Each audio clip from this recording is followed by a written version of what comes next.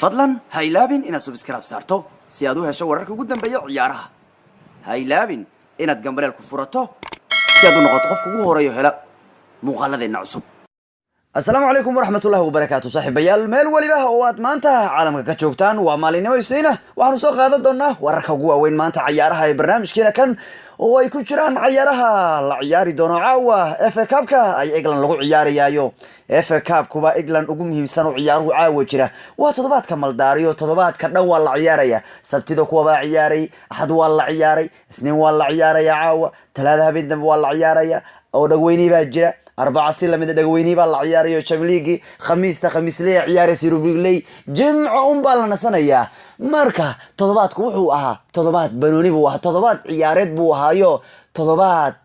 كوباد عكتو أقومهم سويانا ولا كلنا سنين بقى wararkiibaad maqli doontaan oo ay ku jiraan sidaan oo shuruudo ku xiray Chelsea hadii uu noqonayo tababaraheeda iyo qodobo kale oo qayb uu ka yahay Martial iyo Lingard oo lama filan u soo noqon karaya kulanka Liverpool iyo qodobo kale aan ku soo qaadan doonaa uu qayb ka yahay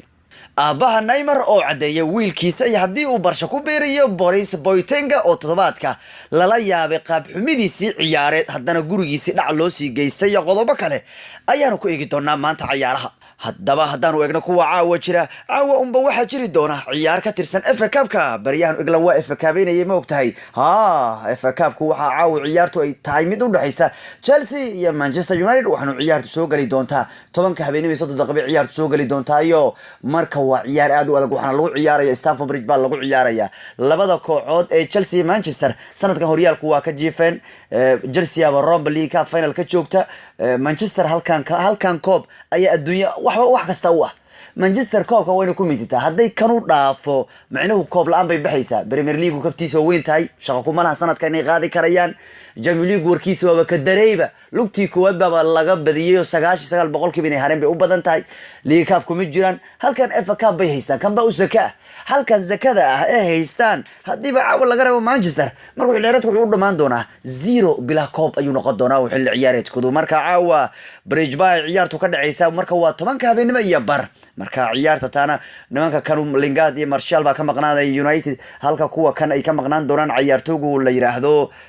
ولفشك oo isagu xogaa shaki la gelinaya laakiin inuu ciyaar kale u badan tahay Alonso lana sii ciyaarta u dambeysana waa ciyaaraya maanta waa caawa haddaba ciyaarta caawa taariikhiyan labada kooxood markay kulmayaan Chelsea baa ka xoog weyn Manchester United taariikhdu markay labada kan koox ciyaarayaan tartankan FA Cup-ka sidoo Chelsea waxa loo arkaa koox inta badan ku adkaysan Manchester United Ferry waxay caawa ciyaarayaan mar kale bay ciyaarayaan tartanka FA Cup-ku hadii caawa Manchester la reebo oo ay Chelsea soo baxdo Chelsea waxay noqonaysaa kooxdii ugu horeysay taariikhda Manchester United 5 FA Cup xiriir ka reebta 5 FA Cup-ka Manchester in laga reebay noqon doontaa yaani afartii jeer FA Cup horeeyay hadda Manchester baa la soo reebayo markay labadan FA Cup ku kulmaan Manchester baa la reebay Chelsea baa soo baxaysay marka hadii caawana ay dhacdo in Chelsea ay soo baxda Chelsea waxay noqon doontaa kooxdii ugu horeysay yaani kuwii ugu horeeyay oo Manchester United 5 sano isku xiga FA Cup ka reeba oo yaanu koobka kan ugu xoog badnaado FA Cup kuna ka reebo guud ahaan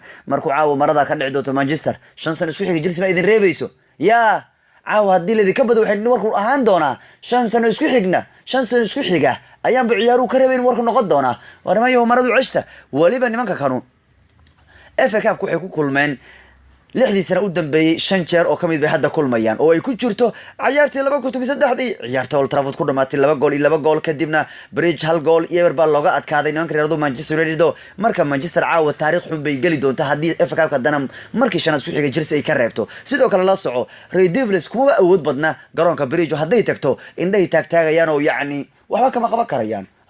kabtaas waa ka weyn tahay Feer waxa lagu leeyahay Red Devils-ka kanu shayaadiin al-humra Manchester United laba jeer ba intay baxeen way ku soo adkaadeen gagada Bridge 22 ciyaarood la soo dhaafay garoonkaas booqdeen yaani 22 kulan u dambeeyay Bridge booqanayeen kaliya laba bay ku adkaadeen marka nimanka la Manchester waa ku dhibantay la ciyaaradu Chelsea gaar ahaan Bridge marka lagu ciyaarayo waa kay laba badiyay 22 ciyaarood halka ay tageen waliba Chelsea yaani raadi Manchester United waliba 9 ciyaarood la soo dhaafay ee Bridge booqanaysay marna xataa kuma inuu soo adkaan hadda waa hal mar وهل كومر بحيتا ما ينقص عمامنا هلكا سجالك قدام بي حاجة يقادين مر لجبة ديا إيه مر برجلا لجلعبة marka waa kulan weyn waliba taariikhiyan kulankanu waxay noqon doontaa markii 64 taariikhda oo wax ka yar 22 sano laba koox ay kulmaan tiro ceenka oo kulama ah waxaanu kulankanu noqonayaa kulankii labada kooxood isku wajihitaanka badnaa ciyaaraha tan iyo 1997 ciyaaraha England ku isku wajihitaanka badan bay noqonayaan kuwa kanoon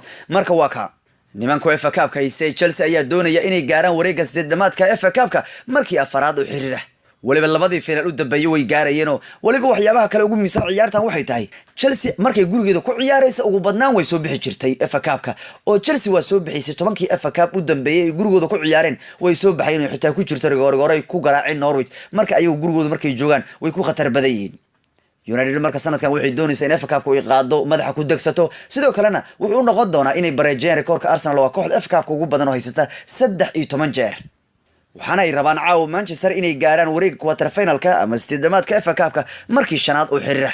Lukaku ay kan koobkiisu yahayo 13 gool ayuu dhaliyay 15 ciyaarood la soo dhaafay Manchester waxa caawa laga yaabay inay ku ciyaaraan Romero Ismailin Peli Shaw Dalot khadka dhexe waxa waa la matijaynaya la hareereynaya la bogbaynaya la weerarkuna waa la maataynaya iyo la Lukakuynaya iyo Sanchezaynaya waa Manchester caawa ku ciyaari karaan halka kuwa Chelsea ku ciyaari karayaan aw Keba aw Rudiger aw Luis Alonso Spalquet aw Kante Jorginho Barley kuwa kabay ku ciyaari doonaan afka horena waa goolku Pedro iyo Higuain iyo Hazard baa caawa ciyaari doona bal waan arki doonaa caawa 10ka habeenimo iyo 30 daqiiqo cidda maradu laga ridaa caawa sila midna kulan Talyaani baa jiri doona oo caawa Roma iyo Bologna dhex mari doona haddaba wararka ugu weyn ciyaaraha hadaynu maanta eegnana waxa ugu muhiimsan tababaraha caanka ah ee Madrid saddexda Champions League la qaaday ee Master Zinedine Zidane ayaa lagu wadaa inuu Chelsea tababar u noqdo waxaana Zidane uu shuruud ku xiray kooxda Chelsea haday doonayaan inuu tababar ay ka dhigtaan Zidane diyaar buu yahay leeyahay inuu xilka ka bedelo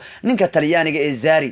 laakiin Zidane laba shuruudood buu Chelsea ku xiray labada shuruudood oo ah horta marka hore in gacanta loo geliyo 200 oo milyan si uu suuq ugu galo ciyaarto u soo iibsado dhankan wuxuu doonayaa in Hazard kooxda lagu hayo hadii labada shuruudood Chelsea ka soo baxaan Zidane wuu la wareegayaa kooxda blue marka Chelsea baryahan waa tacbaantayo Chelsea marka hore waxa lagu aqooni jiray mataqana Chelsea sanadkan horyaal qaadin sanadka dambe iyagoo xoog badan soo gali jireen way qaadi jireen koobku laakiin iyagoo sanadka horyaal ku qaadin kan waaba sii warartay blue marka Zidane laba sharuud buu ku xiray baa leeyahay marka shuruudahaasna waxay tahay in Hazard cusub laga saxiixo oo kooxda lagu celiyo wuxuu leeyahay hadaan idin imaanayo Hazard dira war ma ahna ay wareerinay Hazard ii celiya Hazard ii celisaan oo cusub ka saxiixdaan marka waan imaanaya dhan kalena waxaan idin ka rabaa 200 milyan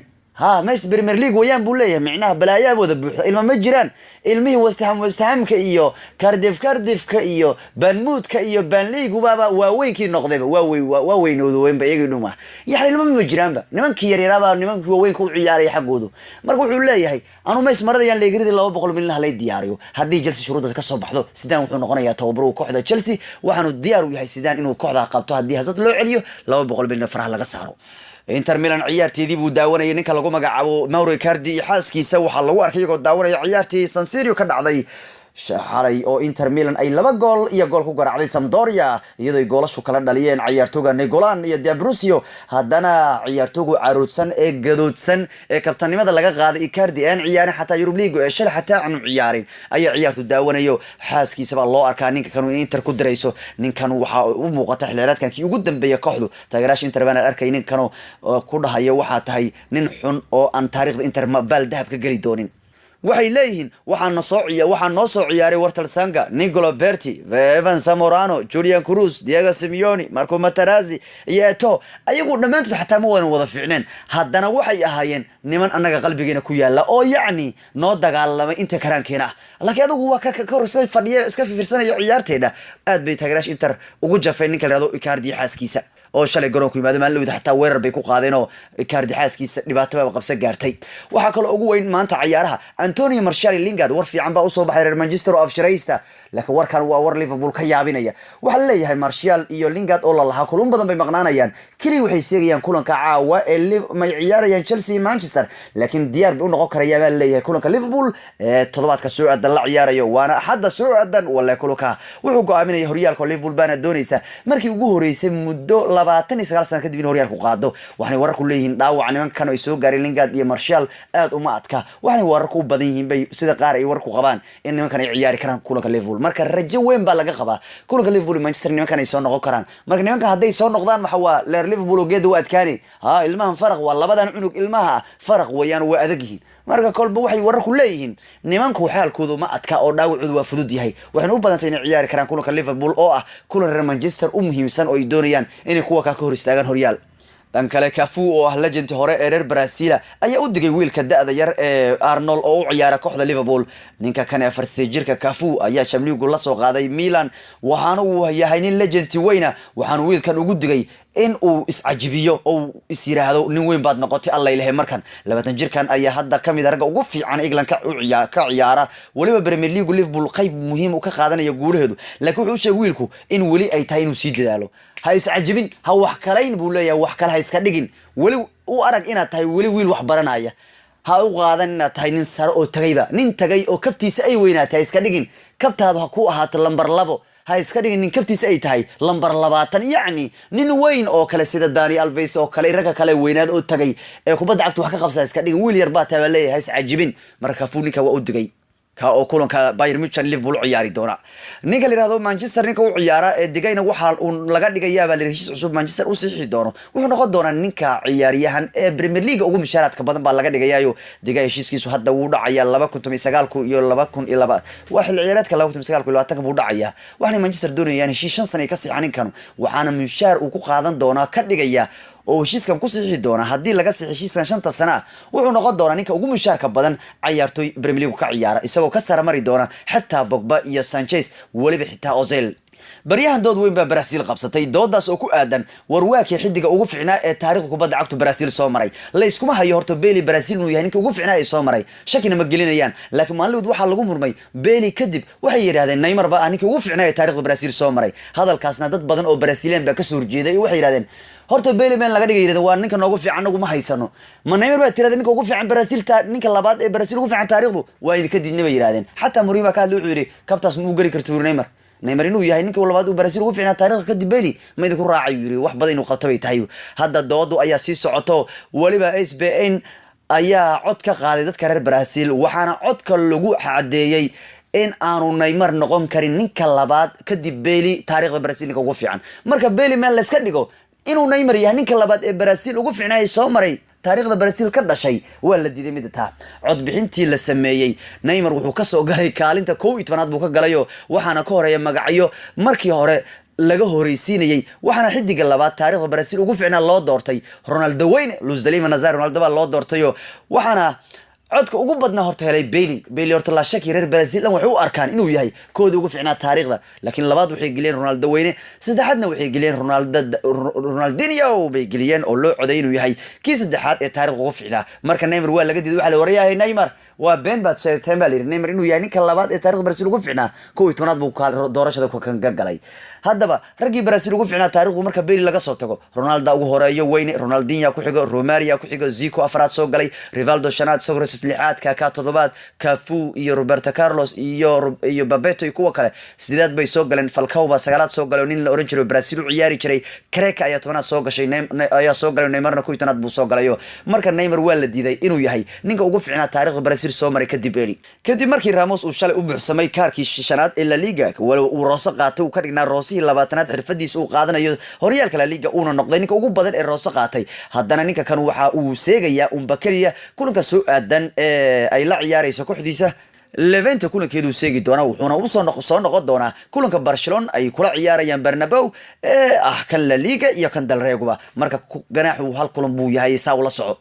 Cafu xitaa uu ka hadlay xaaladda Vinicius Junior Real Madrid wuxuu sheegay Vinicius in wax badan uu ka sameeyo Real Madrid oo aanu la shaki inuu yahay ciyaaryahan fiican waan ogaa buu yiri laakiin asagu wali ma gaarsiisana heerka Cristiano uu kula gaaray Real Madrid buu yiri laakiin asagu mustaqbal buu haystaa haduu dadaalo Vinicius wuxuu gaari doonaa in taariikh dhiga Madrid buu yiri asagu ka hadlay Coutinho yiri waan ka murugsanahay xaaladda Coutinho ku haysta Barcelona laakiin marka Messi kooxda ku jiro leeyahay dadka kaba ma bacajib galinay qof kale yaani haduu kooxda Messi ku jiro dadka Messi bay la fajacsiin qaab ciyaareedkiisa nin walba Messi uu aqlumaya wuri balse waxaan rajaynayaa wuri inuu soo noqdo xaaladdiisa ugu fiicneed uu soo laabto mar uu ka hadlay Neymar inuu Barcelona Real Madrid ku soo noqon doono wuxuu yiri uma muuqato mid taawul leeyahay inuu ku beeshiyo ka tirsan yahay xitaa aabaha Neymar wuxuu ka hadlay wararka sheegaya in Barcelona ay soo wacayso baryaha Neymar oo ay doonayso in Neymar ay dib u ceshanayaan waxa uu yiri warkaas waa been waxa la sheegayo Barcelona ma inuu soo wacin buu